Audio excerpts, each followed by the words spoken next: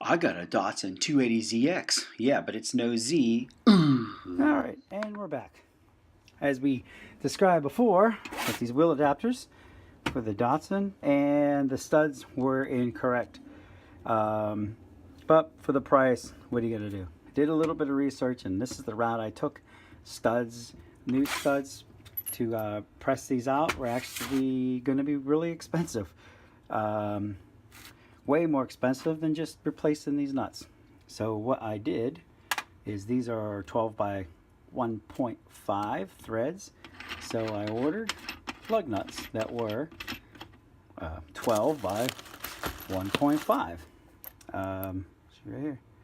And we'll test these out, see if they fit. I measured this to make sure that measurement was on par. It's close, so we'll see if that wheel moves at all. Maybe we'll do a little bit of test fit. But these, I threaded these down. They went all the way down. You obviously want to make sure that it's not going to poke, or you have enough room to tighten all the way down so it won't poke through. These are just high enough. And when they sit in the wheel anyways, this will actually sit up a little bit. So we'll have plenty of clearance there. The Datsun has 12 by, what was that? 12 by 1.25.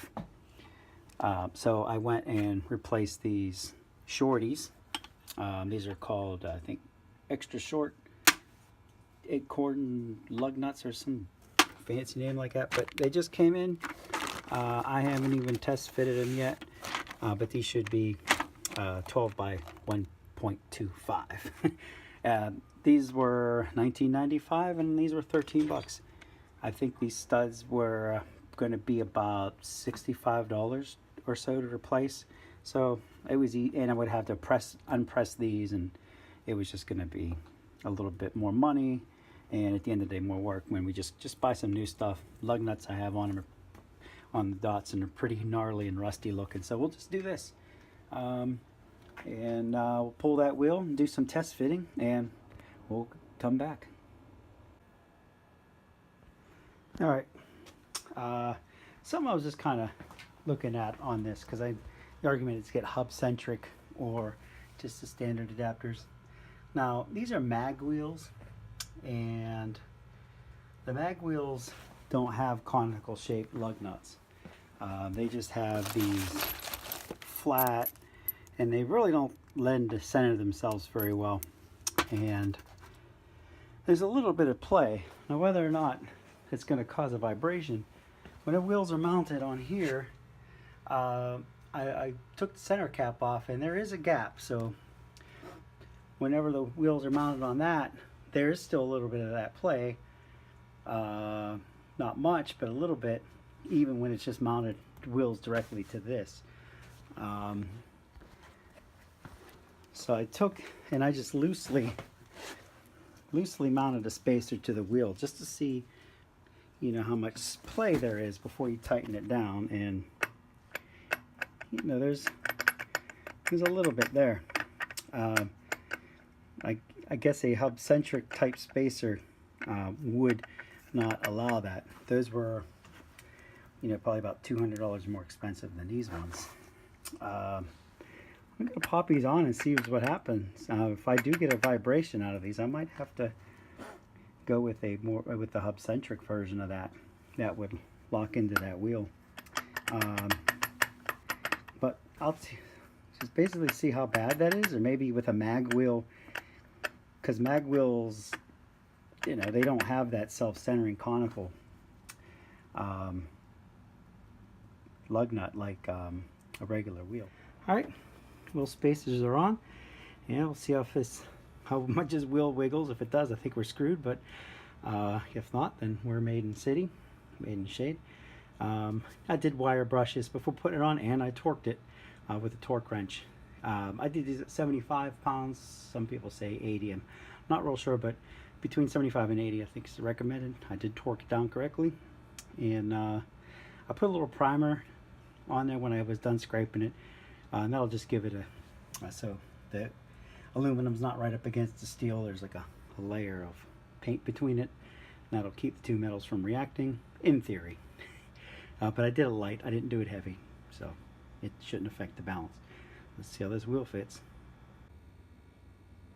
Alright, got this spacer, these spacers on, and that looks way better. The tire is not like so far in that fender anymore, but it's not so far out that it's going to hit this inner thing, but I got a lot of space there. These are wrong size tires anyways. They're 195/60. I think these should have 195/70s on them, so it should be a taller tire anyways. They look good. I gave them a good spin by hand, and they seem to be on straight. The spacers, that is. I won't know till I get drive this thing on the highway if I got any wiggle. You can see tire's not like way far out, but it's not like super far in. It's a 25mm spacers, or 1 inch. I got the car jacked up in the back. I'm going to replace, and then this is what I'm talking about here. The connections are not hub centric, as you can see they're flat mag wheels. I do not know how these center themselves. Maybe if you want to make a comment, it could be the last few turns in the lug. There's a little conical shape there. Maybe that's what actually centers it in the end. I'm not sure, but I won't know till I, drive this thing again. I brushed it off and put a little coat of primer on there. I'm just waiting for it to dry, and just to get a little barrier between aluminum and steel. I don't know if it'll help, but it probably wouldn't hurt. I'm just kind of letting that dry. Got a little heat gun here to speed the process. Alright, tires are on. That's how that side looks. Not too bad for the rear and the front. These are, what's that, one inch, 25mm. Here, take a look at the back.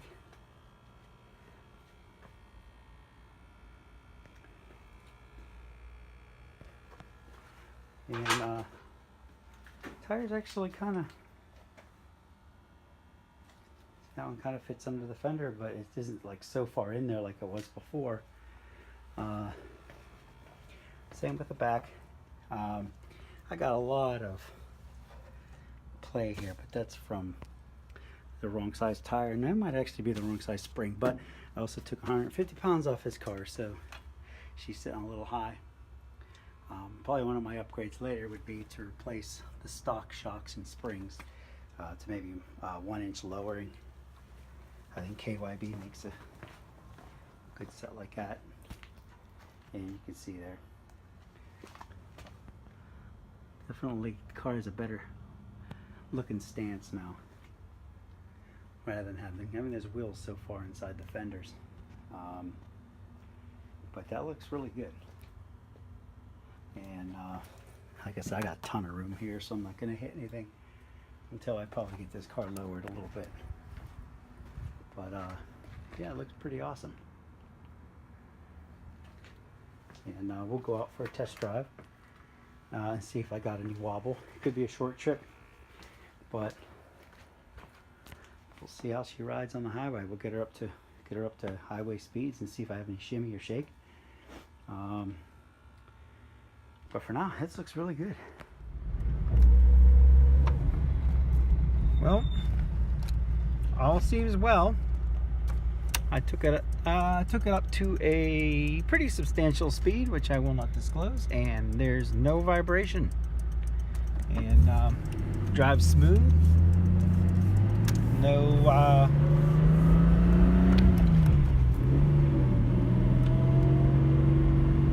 No issues to speak of, and so nothing's really changed that I could see on regular handling. We're gonna do some autocross with it at the end of the week, and I'll let you know if there's any real substantial change with handling as far as hard cornering. From what I've read, it might help a little bit, maybe 1 or 2% harder cornering, not much, but I'll let you know if anything negative has happened as far as handling. But these only were 1 inch spacers, so I don't think it would cause any substantial handling differences. Let's say if you're going with a larger spacer, you might notice that a little bit more. But with the 1 inch, I haven't really noticed anything negative. Everything still rides normal. Apparently the wheels have, I guess, centered themselves. I don't really understand how mag wheels do center themselves, but they seem to be okay, and nothing really bad to report. So I have nothing but good rapport, or nothing bad to report. So I'm just going to continue my little test drive here, maybe take it up into the twisties. A little brake squeal, but that had done that before. So all is well. I guess this concludes my video until we do autocross. Have a good day.